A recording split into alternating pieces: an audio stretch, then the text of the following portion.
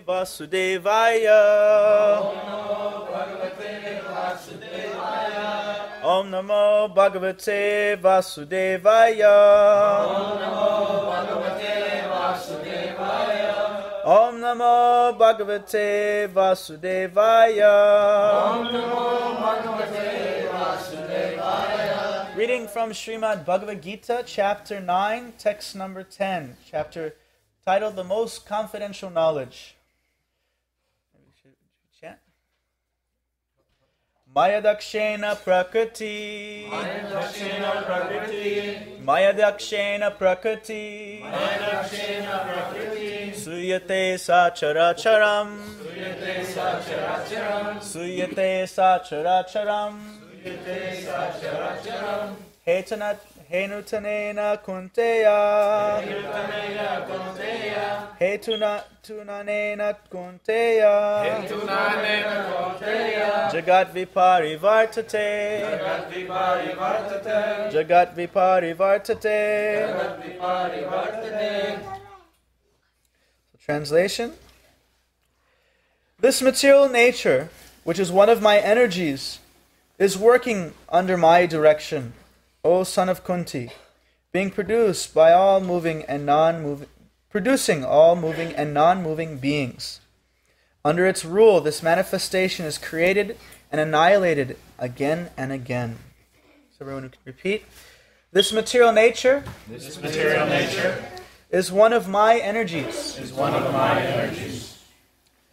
It is working under my direction. O son of Kunti. Producing all moving and non-moving beings. Under its rule, this manifestation is created and annihilated again and again.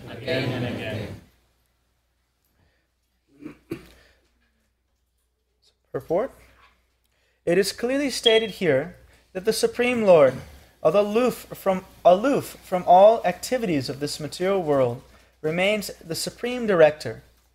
The Supreme Lord is the Supreme Will and the background of this material manifestation. But the management is conducted by the material nature. Krishna also states in the Bhagavad Gita that of all living entities, in the different forms and species, I am the Father. Krishna gives these seeds to the womb of the mother. The father gives the seeds to the womb of the mother for the child. Similarly, the Supreme Lord, by his mere glance, injects all living entities into the womb of material nature. They come out in their different forms and species according to their last desires and activities. All these living entities, although born under the glance of the Supreme Lord, take their different bodies according to their past deeds and desires. So the Lord is not directly attached to this material creation. He simply glances over material nature. Material nature is thus activated, and everything is created immediately. Because he glances over material nature, there's undoubtedly activity on the part of the Supreme Lord, but he has nothing to do with the manifestation of the material world directly. This example is given in Smriti. When there is a fragrant flower before someone, the fragrance is touched by the smelling power of the person. Yet the smelling and the flower are detached from another. There is a similar connection between the material world and the Supreme Personality of Godhead. Actually, he has nothing to do with this material world, but he creates by his glances and ordains. Similarly, this material nature, without the superintendence of the Supreme Personality of Godhead, cannot do anything. Just ignore that. Yet the Supreme Personality of Godhead is detached from all material activities. So anybody know who is the personification of material nature? Who is the personification of material nature?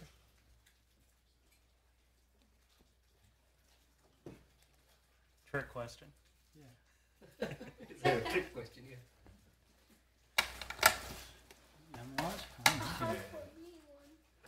It's Durga Devi. So Krishna is referring to Durga Devi. She is actually Durga, is actually working under Krishna's direction. Vipartate. This is automatically working under my guidance. Maya adakshena prakriti. Maya means my energy. Adakshena. Adya is the eyes. Krishna is just simply by his glancing upon Durga, she's automatically working out of her own devotion for the Supreme Lord.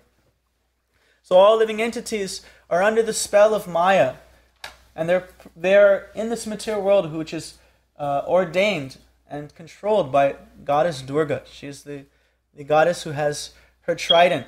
She's poking the living entities with the threefold miseries. Adi Atmaka Klesh, miseries caused by the mind and body.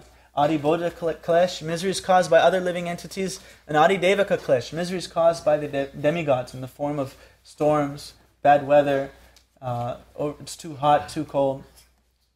And so Durga Devi, she is directly working under the superintendence of the Supreme Personality of Godhead. And Krishna is so potent that simply by his desire or will, all the demigods are carrying out his desires. He does not even have to tell them, hey, you're going to be fired if you don't do a good job. Just simply by his desire, all the demigods are working under his direction.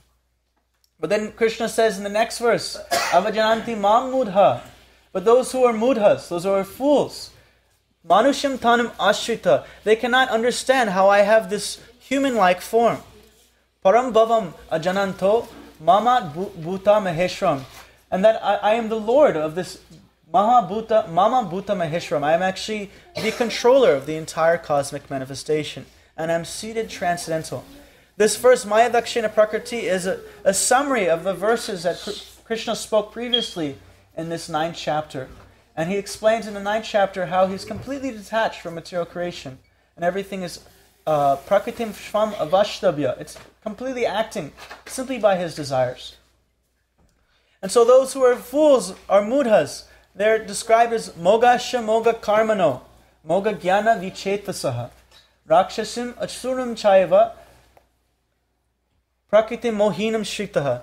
Thus deluded by this material energy, their hopes for knowledge, their hopes for karma, or good fruit of activity, and their hopes for mukti, or liberation, are all defeated.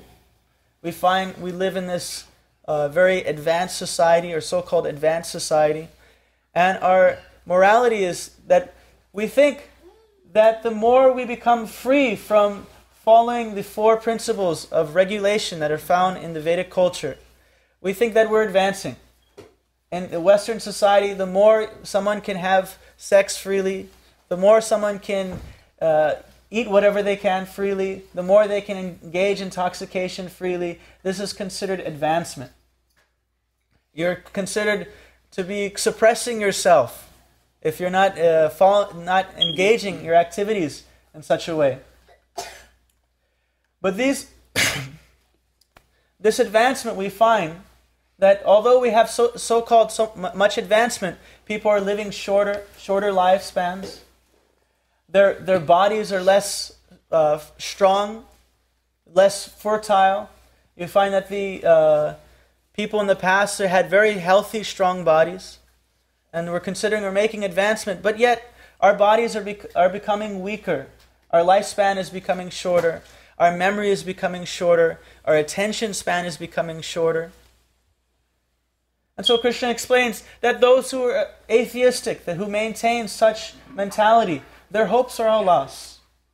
And then he goes to explain the Mahatmanas. Mahatmanas tamam partha, daivim prakritim ashritaha, bhajante anya manaso gatva buddham avyayam. That those who are the great souls, they take shelter of the Supreme Lord. Mahatmanas. This word Mahatma is referring to someone who is actually taking shelter of the Lord. It is not someone who is a great political figure. It is not someone who is a great charitable figure. It is someone who is taking shelter of the Lord. Mahatmanas tamam partha, daivim prakritim shritaha. He is taking shelter of this daivim prakritim, this divine material nature, the divine nature of the Supreme Lord. And what does he do? Satatam kritayanto mam. He is always chanting the glories of the Lord.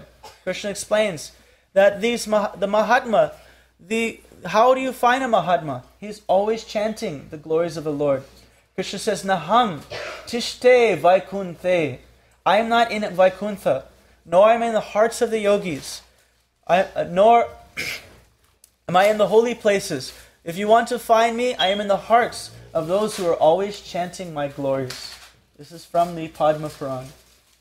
So satatam kritayanto mam yatantascha drida vrataha. That's why we're engaging in this chanting process. Kritayanto mam. That is satatam. One should chant, constantly chant the holy names of God. This is the Yuga Dharma. This is the prescribed method of self-realization given in the Vedas. Satya Yuga, you have the Ashtanga Yoga process. Then you have in the Treta Yuga, you have the immense yagyas that you perform. The Ashvamedha Yagya, big yagyas that take hundreds of pounds of gold. Who's willing to sacrifice? Who has 100 pounds of gold? Nowadays, anybody. You're rich if you have 1 pound. So, no one has hundreds of pounds. So in the Dwapara Yuga, then there is the deity worship where there's 56 offerings every single day. So Krishna has kindly come as his Bhakta avatar, his own incarnation as his own devotee, Chaitanya Mahaprabhu. And this incarnation, he gives what is the Yuga Dharma, chanting the holy names of Krishna. Hare Krishna, Hare Krishna, Krishna Krishna, Hare Hare, Hare Rama, Rama Rama, Hare Hare. So Krishna explains earlier in the same chapter that this process, it is susukam kartam avyam. It is very blissfully performed. That it's not a very difficult process. Simply chanting, dancing, and feasting. Honoring the Lord's prasadam. Prasade sarva dukanam hanir asyo pajayate prasana chetasyo hyaso buddhir vyatishtatate. That one who gets the prasad, the mercy of the Lord, his material miseries cease to exist, and his intelligence becomes well established. Krishna explains this in the 2nd chapter of the Bhagavad Gita. So this is a very simple process. Anybody can chant the holy name of Krishna. We encourage everyone to chant the holy name very sincerely, enthusiastically, very loudly. Everyone can honor prasadam. Is anybody who can't honor prasadam? Everyone can take some prasadam. And if you can dance also, we should also engage in the dancing process. Chanting, dancing, and feasting. These are the cultural activities of the Vedic culture. This is actually the sara, the essence of Vedic culture. We find that although we're so-called advanced, the youth are becoming more and more degraded. That in the Western society, where is the families that take care of their elderly? It's not considered at all important. Yet they're trying very hard to figure out what is the problem. But they've taken out what is the essential medicine to cure out all these imperfections, and that is to engage in loving service to God. When one engages in loving service to God, that bhakti culture creates an all-auspicious society. Without the bhakti culture, there is no auspiciousness. Even if one seems to be a gentleman, he seems very educated, if he is not engaged in bhakti, he is simply working for his own desires. And thus, his altruistic and philanthropic work will not benefit anyone. So I thank you very much. If you have any questions or comments, please state them now or otherwise.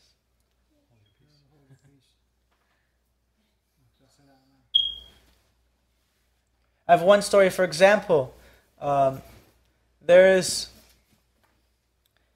was one child psychologist. His name was Dr. Spock. Very interesting name.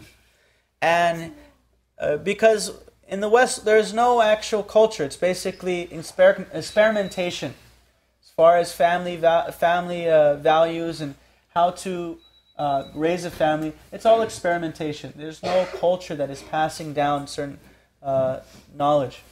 And so Dr. Spock said, you shouldn't discipline your child. You shouldn't yell at your child. You should just let them do whatever they do. And so one gentleman, his mother was very fond of this Dr. Spock. And so he grew up in that environment. And then later on he became a juvenile delinquent, and then a thief. And then he got into heavy crimes, and then he was engaged in murdering people in crime. And so this man was sentenced to death. It was in America. He was sentenced to death. And he said, I just have one wish. I want to tell my mother something in her ear, very secretly, just softly. So they brought his mother. Mother came. He said, come here. I had him all checked. And he bit her ear. And they took him, they chained him up. And before they sentenced him to death, he said, it was her fault. Because she brought me up this way. I had no discipline. It was her fault that I developed all these bad qualities. So because we don't have any culture in the West, our society becomes more and more degraded. But if one adopts this bhakti culture, specifically chanting, dancing, and feasting, this is very easy methods to make the Supreme Lord very happy. And if one satisfies the Supreme Lord, if one waters the root of the tree, all the leaves become satisfied. So if one serves Krishna with love, his heart becomes satisfied, and a satisfied heart produces saintly behavior. Thank you very much. Hare Krishna.